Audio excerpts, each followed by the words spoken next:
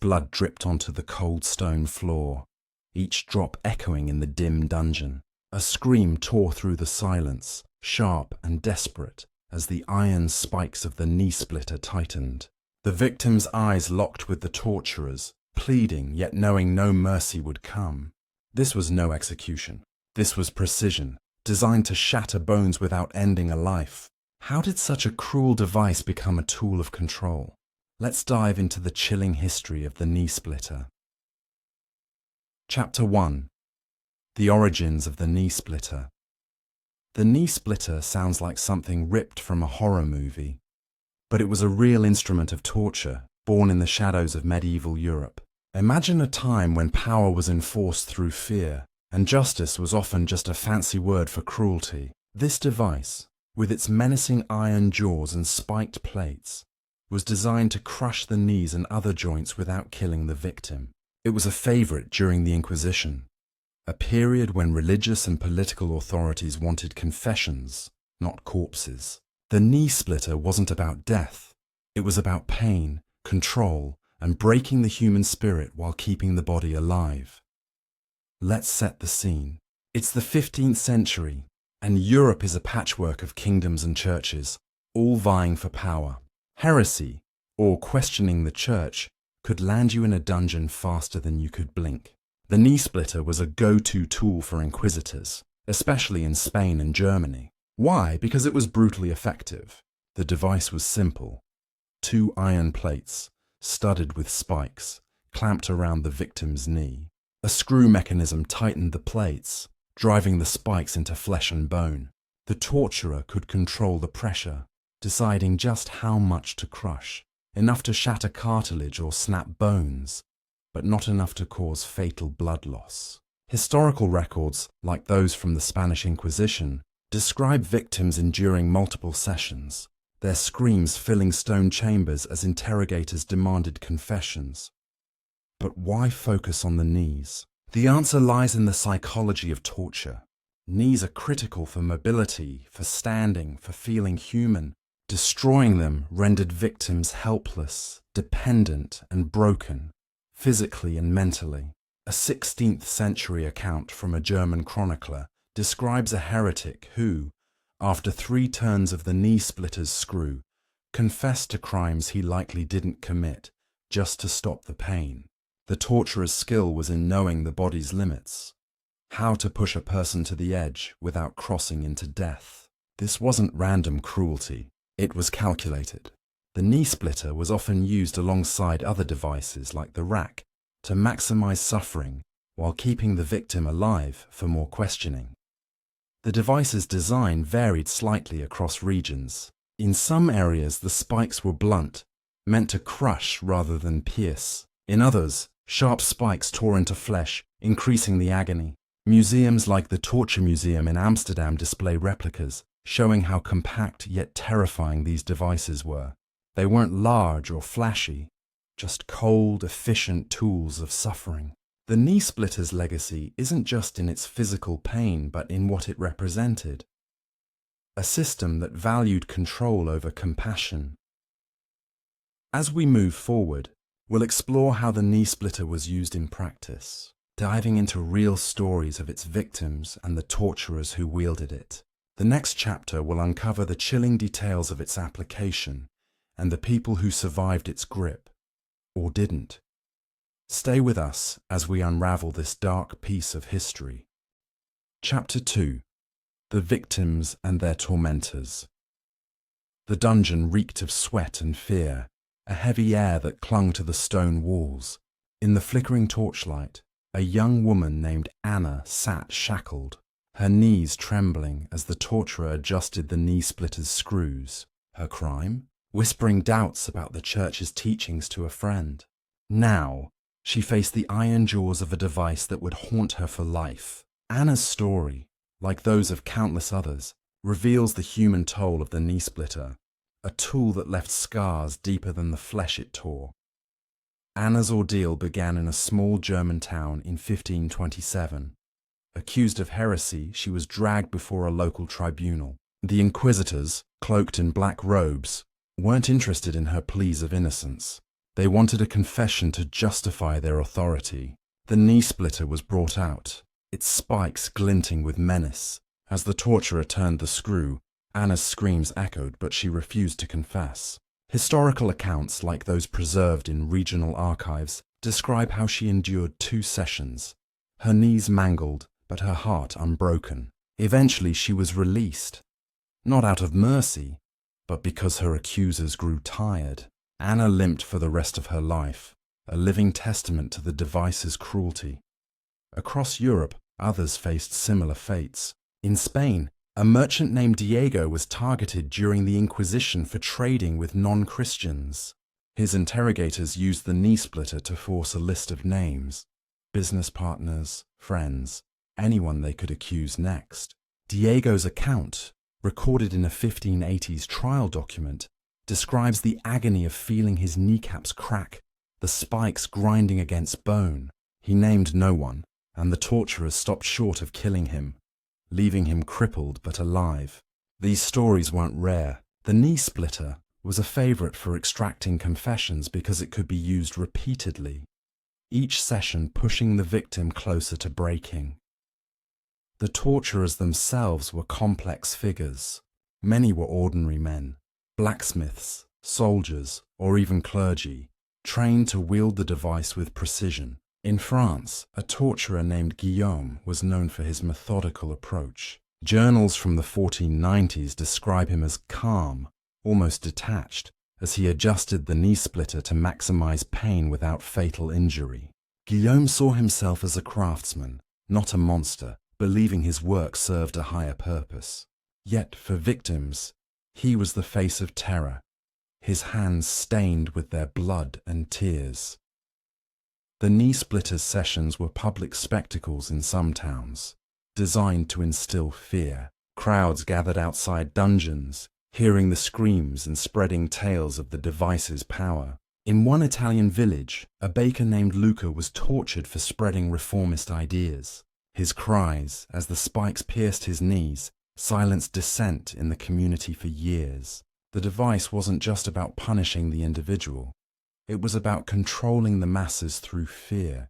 The stories of Anna, Diego, and Luca paint a vivid picture of the knee splitter's role in human suffering. Next, we'll delve into the mechanics of how this device was operated, exploring the chilling precision that made it so effective. Stay tuned as we uncover the cold science behind its cruelty. Chapter 3. The Mechanics of Cruelty. The knee splitter sat in the corner of the dungeon, its iron frame cold and unyielding, a silent promise of pain.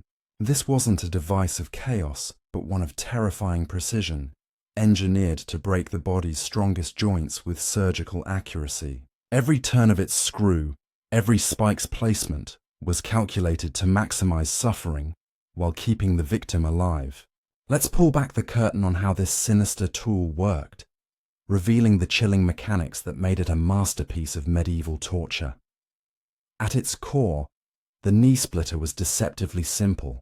2 iron plates, each about the size of a large book, faced each other, their inner surfaces lined with spikes, some sharp, others blunt, depending on the torturer's intent. These plates clamped around the victim's knee, held in place by a sturdy frame. A large screw, often turned by a hand crank, controlled the distance between the plates. As the screw tightened, the spikes pressed into the flesh, piercing skin and muscle before grinding against bone. A 16th century manual from a French dungeon, preserved in historical records, details how torturers were trained to adjust the screw in quarter turns, each click amplifying the pressure. This allowed them to stop just short of fatal damage, prolonging the ordeal. The spikes were the key to the device's cruelty. In some versions, they were arranged in a grid, ensuring even distribution of pain across the joint. Others had staggered spikes, designed to tear ligaments unpredictably. A surviving knee splitter in a Vienna museum shows spikes of varying lengths, some barely an inch, others nearly 3, creating a jagged landscape of agony. The torturer could choose which plate to use, tailoring the punishment to the victim's endurance or the interrogator's demands. For example, blunt spikes crushed cartilage, causing deep, throbbing pain, while sharp ones sliced into nerves, triggering white-hot bursts of torment. The knee splitter's versatility extended beyond knees. Torturers often targeted elbows, ankles, or even fingers, adapting the device to smaller joints by adjusting the frame. A 1530s record from Spain describes a prisoner whose elbows were shattered to prevent him from writing seditious pamphlets. The device's compact size, often no larger than a small table, made it portable, allowing it to be carried between dungeons or set up in public squares for maximum intimidation. Its portability meant no one was safe, no matter where they were held. Precision was everything. Too much pressure could rupture major arteries, killing the victim and ending the interrogation. Too little, and the pain might not compel a confession. Torturers studied the body's anatomy, learning where to place the spikes to hit nerves or shatter bones without crossing that lethal line. A German torturer's log from 1510 notes the importance of listening to the bones crack to gauge the damage, stopping when the sound turned hollow, a sign the joint was ruined but the victim still alive. This cold engineering made the knee splitter a feared symbol of control. Next, we'll explore how it shaped society beyond the dungeon, influencing laws, fear, and even resistance movements. Stay with us as we uncover the ripple effects of this brutal device. Chapter 4. The ripple effects on society. The knee splitter's shadow stretched far beyond the dungeon's walls, casting a chill over entire communities. Its presence wasn't just felt by those strapped into its iron grip. It shaped how people thought, acted, and lived. In a world where a single accusation could lead to its spikes, the device became a tool of social control, silencing dissent and enforcing obedience. Let's explore how this instrument of torture rippled through society, leaving a legacy of fear, compliance, and quiet rebellion. In medieval Europe, the knee splitter was more than a physical threat. It was a psychological weapon. Townsfolk whispered about it in hushed tones, sharing stories of neighbours who returned from interrogations unable to walk. In a small French village in 1542, a local priest used the mere threat of the device to quell murmurs of reformist ideas. Church records from the time note that attendance at sermons spiked after rumours spread of a heretic enduring the knee splitter's torment. The device didn't need to be used often. Its reputation was enough to keep people in line. Public displays, where victims were paraded with shattered knees, amplified this fear. A 1560s chronicle from Italy describes a market square where a crippled dissenter was shown to the crowd, his mangled legs a warning to anyone daring to question authority. The knee splitter also shaped legal systems. During the Inquisition, accusations of heresy or witchcraft often relied on confessions extracted through torture. Courts accepted these confessions as truth, building cases that justified further arrests. In Spain, a 1587 trial record shows a woman accused of witchcraft confessing after one session with the knee splitter, implicating 5 others. This created a vicious cycle. Fear of the device led to false confessions, which led to more accusations, spreading paranoia. Entire communities turned on each other, neighbours spying and reporting to avoid suspicion themselves. The knee splitter, though used on individuals, fractured trust across society. Yet it also sparked resistance. In the Netherlands, during the 1570s, rebel groups fighting Spanish rule used the knee splitter's brutality as a rallying cry. Pamphlets, secretly printed and passed in taverns, described victims' suffering to fuel anger against oppressors. One such pamphlet, preserved in a Dutch archive, tells of a farmer who, despite a crushed knee, refused to name his allies, inspiring others to join the resistance. These stories turned victims into martyrs, their pain a symbol of defiance against tyranny. The device, meant to crush rebellion, sometimes ignited it instead. The knee splitter's influence lingered in cultural memory, embedding itself in folklore and cautionary tales. Parents warned children to obey, lest they face the iron jaws. Its legacy was a society that valued conformity over courage, where fear of pain outweighed the desire for change. As we move to our final chapter, we'll uncover how the knee splitter faded from use, but left its mark on history's darker pages. Stay tuned for the conclusion of this chilling journey. Chapter 5: The Fall and Lasting Echoes. The knee splitter, once a feared spectre in dungeons, began to rust as the world changed around it.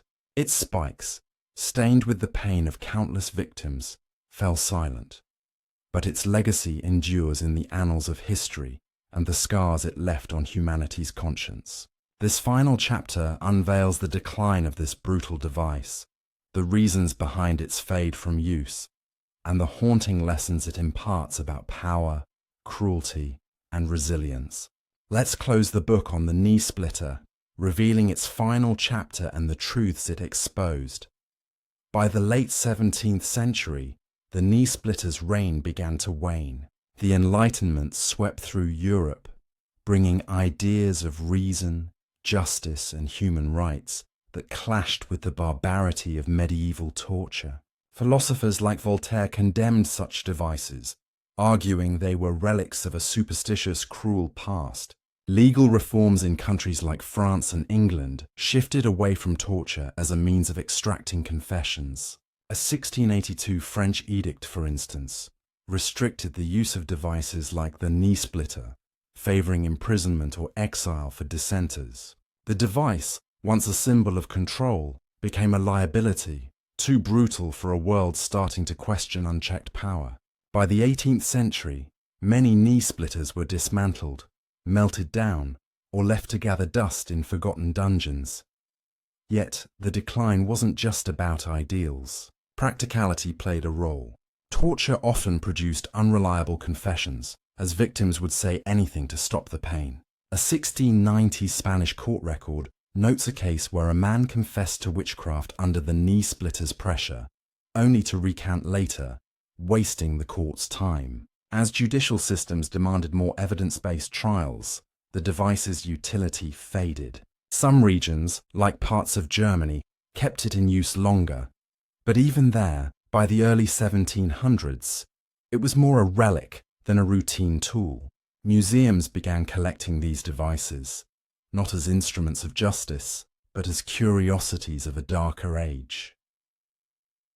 The knee splitter's story reveals uncomfortable truths about human nature. It was born from a desire to control, through fear, pain, and submission. Its precision, designed to break bones without killing, exposed a chilling ingenuity, the ability to engineer suffering with cold efficiency. Victims like Anna, Diego, and Luca, whose stories we followed, showed the cost of this cruelty, not just in shattered joints, but in shattered lives and communities. Yet, their resilience, and that of others who resisted or survived, revealed another truth: the human spirit's capacity to endure, even in the face of unimaginable pain. The device's use in public spectacles, and its role in sparking rebellions, like those in the Netherlands, showed that cruelty could backfire, igniting defiance instead of obedience. Its echoes linger beyond history books. The knee splitter reminds us how fear can be weaponized to silence dissent, a tactic not confined to the past. Modern parallels, though less overt, exist in systems that use intimidation to maintain power. The device also challenges us to question how far society has come. Are we truly free from such cruelty, or do its shadows persist in subtler forms? The knee splitter, now confined to museum displays like those in Amsterdam or Prague, stands as a warning. Unchecked power can twist ingenuity into horror. As we close this journey through the knee splitter's grim history, we're left with its dual legacy, cruelty's precision and humanity's resilience. If this story gripped you, hit that like button and subscribe for more dives into history's darkest corners. Comment below. What other historical tools or stories do you want us to explore? Thanks for watching, and we'll see you in the next one.